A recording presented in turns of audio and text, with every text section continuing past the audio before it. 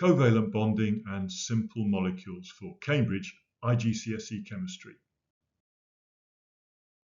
So Cambridge will expect you to recognise different types of chemical bonding, be able to draw dot and cross and displayed diagrams, understand simple molecular structure and the associated properties, and I would advise you to complete the exam style problems at the end of the class to check your learning. There are, of course, three types of bonding: ionic, covalent, and metallic. Ionic, you will see in another class, explains the bonding between metals and non-metals. Covalent explains the bonding between non-metal and non-metal, and of course metals are explained by metallic bonding. So we'll start with dot and cross diagrams. Here two atoms bond covalently by sharing pairs of electrons from the outer shell. So if we look at the simplest example, hydrogen, two hydrogen atoms, each with one electron, a dot and a cross in the outer shell. They form a shared pair where each atom has acquired or has two electrons in its outer shell. That is the electron arrangement of helium, a stable electron arrangement. More generally, that's the stable arrangement of a noble gas. We call the particle formed a simple molecule. So I'm going to work our way through all of the dot and cross diagrams listed in the syllabus. Let's start with chlorine. So I'm going to do three examples on this page. Chlorine Cl2. Each chlorine has 7 outer shell electrons, 7 crosses, 7 dots. By forming one shared pair, the left-hand chlorine now has 2, 4, 6, 8. The right-hand chlorine 2, 4, 6, 8. Both acquire full outer shell, a noble gas electron configuration, a stable electron configuration. Another example, hydrogen chloride. Hydrogen has 1 electron, chlorine 7. Again, the formation of one shared pair gives hydrogen 2 electrons in its outer shell, like helium. Chlorine 2, 4, 6, 8. That's a noble gas electron arrangement, a full outer shell. So one shared pair formed between hydrogen and chlorine. However, on oxygen, O2, oxygen with 6 electrons in its outer shell. To achieve full outer shells, it's necessary to form 2 shared pairs. So the left-hand oxygen 2, 4, 6, 8. The right-hand oxygen 2, 4, 6, 8. In this situation, where we need more than one shared pair, in fact we have 2 shared pairs, we call that a double bond, a double covalent bond.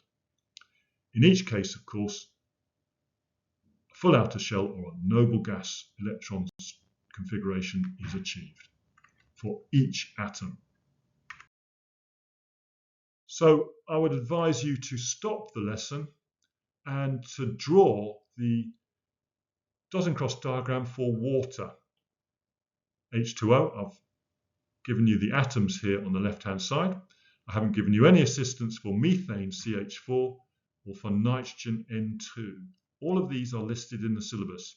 So stop the class, have a go at drawing the dot and cross diagrams for these simple molecules. Come back to check against my answers when you are ready. Okay, so I hope you've had enough time, or you've given yourself enough time. Each hydrogen needs to have 2 electrons in its outer shell, so that is a full shell. The first shell is full with 2 electrons. So hydrogen, 1 shared pair. The second hydrogen, 1 shared pair. So they've acquired full outer shells, the 2 hydrogens. Oxygen 2, 4, 6, 8 by forming 2 single covalent bonds. Oxygen also achieves a full outer shell. Methane, CH4? Well, we're going to have a central carbon and 4 hydrogens. Carbon in group 4 has 4 outer shell electrons. By forming 4 shared pairs, carbon has 2, 4, 6, 8, a full outer shell, a noble gas structure, and of course hydrogen with 2 electrons in its outer shell is like helium, a noble gas. So this is how methane bonds covalently. Nitrogen, much more difficult. I don't know if you managed to solve this problem, but nitrogen, we need, with nitrogens in group 5, so there's 1, 2, 3, 4, 5 electrons in the outer shell of each nitrogen. So to achieve a full outer shell, that is an outer shell containing 8 electrons, 3 shared pairs are formed. 2, 4, 6, 8. For the left-hand nitrogen, 2, 4, 6, 8. So full outer shells are achieved by forming 3 covalent bonds.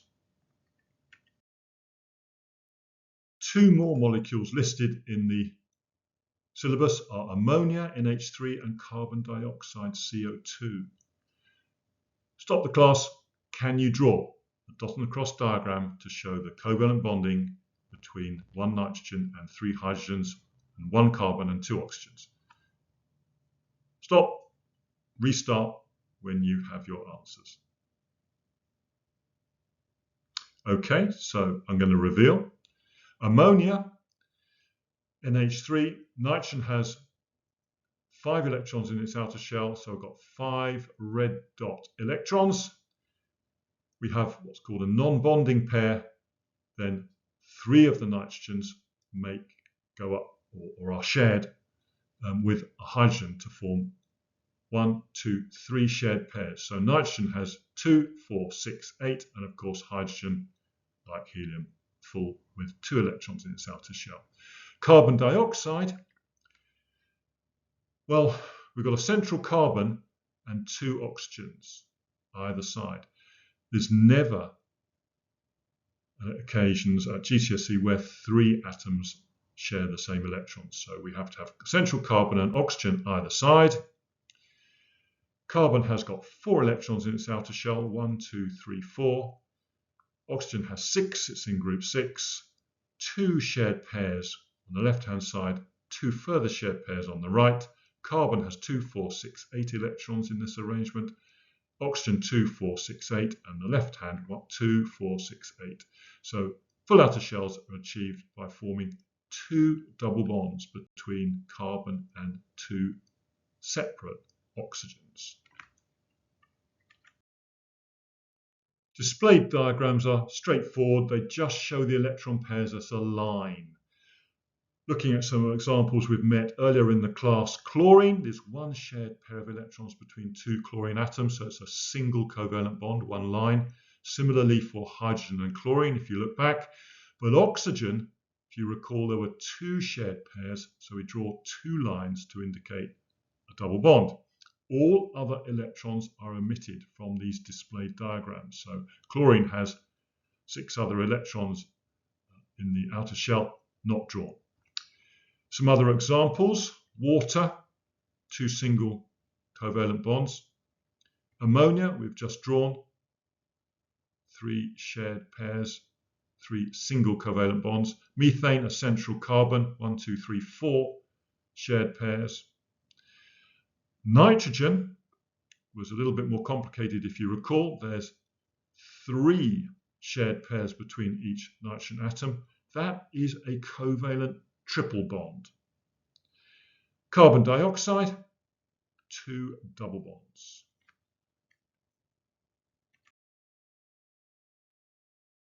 So you'll see simple covalent molecules represented as pictures or diagrams of 3D models in exam papers and textbooks or online. You may have played around with model kits for methane, CH4. You'd be expected to recognize that as CH4, methane, or ammonia, NH3. All of these representations are very straightforward. Just interpret them as they are met. Simple molecular structure. So what do we mean by simple molecular structure? Well, if we consider the element hydrogen, H2, which we met earlier in the class, it's got one type of atom, so it's an element, but it forms a simple molecule. Two hydrogen atoms bond together covalently to form a hydrogen molecule. If we look at methane, well, this is a compound, more than one type of atom, but it also bonds covalently to form a simple molecule. So our idea of a molecule is a particle formed by more than one atom bonded together covalently. That molecule may be of an element, for instance hydrogen, or of a compound, for example methane. So imagine that there are 4 methane molecules in a container, or in my diagram in a box. Here they are. Now the most important idea to understand is that there's bonding between carbon and hydrogen in the molecule, but between the molecules there are no formal chemical bonds. So these 4 methane molecules are moving freely. They are not formally bonded to each other. All of the formal bonding, the covalent bonding, is between the carbon and the hydrogen atoms. There's no formal bonds between each individual methane molecule. However, simple molecular substances, such as methane, do form solids and liquids at very low temperatures, which means that there must be weak attractions between the simple molecules at those temperatures. For instance, chlorine. One separate chlorine molecule, Cl2, another separate chlorine molecule, Cl2. There must be some weak attractions between the chlorine molecules. These weak attractions are called intermolecular forces. They are weak.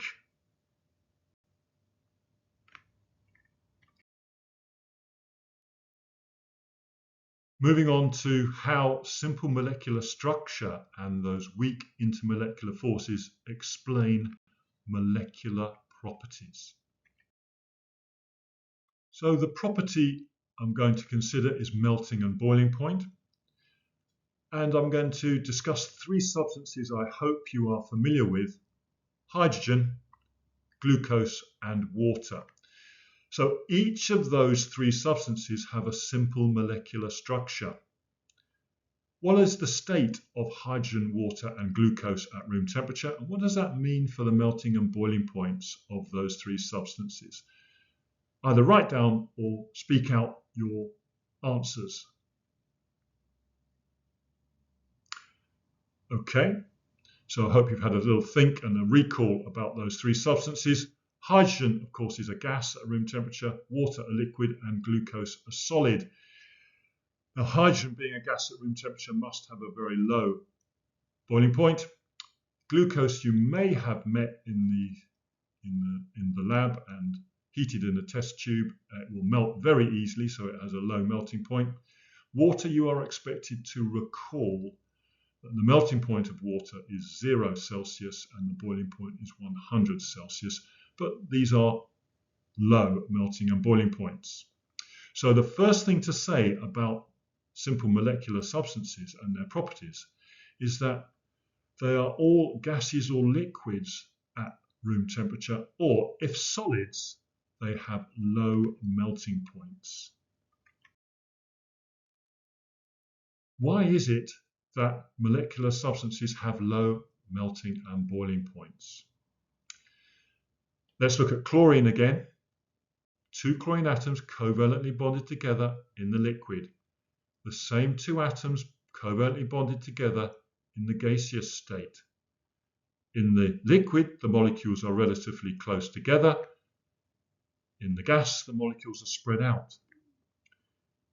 In each case, in each state, the covalent bonding between the chlorine atoms remains unchanged. We've got a single covalent bond, a single covalent bond.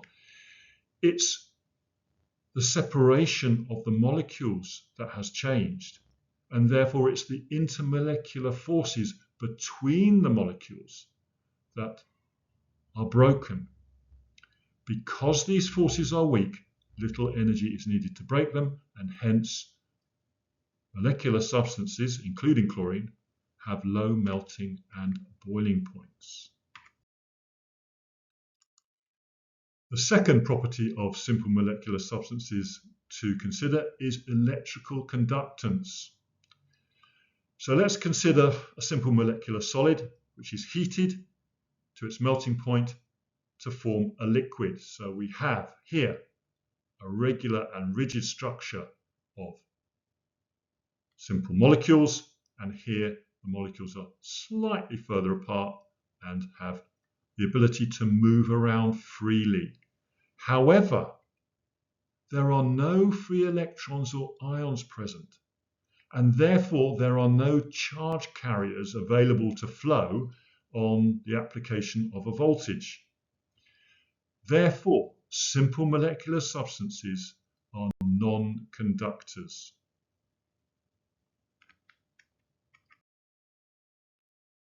So I've put together some exam-style problems. I think it's a good idea for you to check your learning at this point before moving on to other classes. So the first idea is, which of these substances is likely to show covalent bonding? Magnesium oxide, copper, sodium bromide, sulfur dioxide, hydrogen chloride, or an alloy of copper and tin, that is bronze. Think about it. Come back to check when you are ready. Okay, so sulfur dioxide is most likely to show covalent bonding. Why? It's sulfur, a non-metal, and oxygen, a non-metal. Sodium bromide is a metal and a non-metal, so it won't meet the criteria of having two non-metals.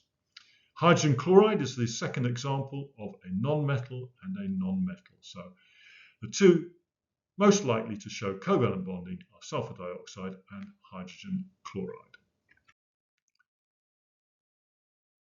Okay, quite tricky, but draw dot and cross and displayed formulae to show the bonding in ethene, C2H4, and methanol, CH3OH. Stop the class, come up with the displayed and the dot and cross, and come back to check when you are ready. Okay, so I'm going to reveal. Ethene, carbon's got 4 outer shell electrons, 4 crosses on the left-hand side. Forms 2 single covalent bonds, 2 shared pairs with 2 hydrogens. There's a carbon-carbon double bond in the middle. So we've got red electrons for red dot electrons for the right-hand carbon, blue dot electrons for hydrogen. So there is ethene. What's it look like? As a displayed carbon double bond carbon, carbon single bond hydrogen, carbon single bond hydrogen, 4 times across the whole molecule. Methanol, you may or may not have come across methanol. Well, solve the problem. We've got central carbon, carbon to oxygen with a single covalent bond, oxygen to hydrogen single covalent bond. Oxygen achieves a full outer shell by doing that, 2, 4, 6, 8. Carbon, 3 other shared pairs with the remaining 3 hydrogens. So 2, 4, 6, 8 for the carbon. What does that look like as a displayed? Carbon single bond hydrogen 3 times, then carbon single bond oxygen, oxygen single bond hydrogen. Typically in exams you're expected to compare the properties of ionic, simple molecular and metallic substances. So glucose, sodium chloride and copper. Which of those substances above would be expected to have a low boiling point? Which would be expected to be a non-conductor of electricity when molten? Stop, have a think, come back with your answers when you are ready. Okay, so to restart, low boiling point is typical of simple molecular substances. Glucose is simple molecular, sodium chloride is ionic, copper is metallic. Giant structure, simple molecular. Sodium chloride would conduct as an ionic liquid. Copper would conduct as solid and as a liquid. Glucose is a non-conductor in any state. It's a simple molecular substance.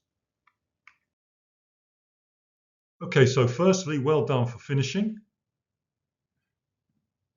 You need to do some practice. Find some questions in your textbook and then go on to past paper questions. If you're not aware of Maths and Physics Tutor website, that has unlimited numbers of questions and past papers. If you want some more related chemistry classes, look at the playlist or the links that are included in this video description. If you found this helpful, please recommend it to a friend. Subscribe for new classes and last-minute exam tips. Please like. Thank you very much.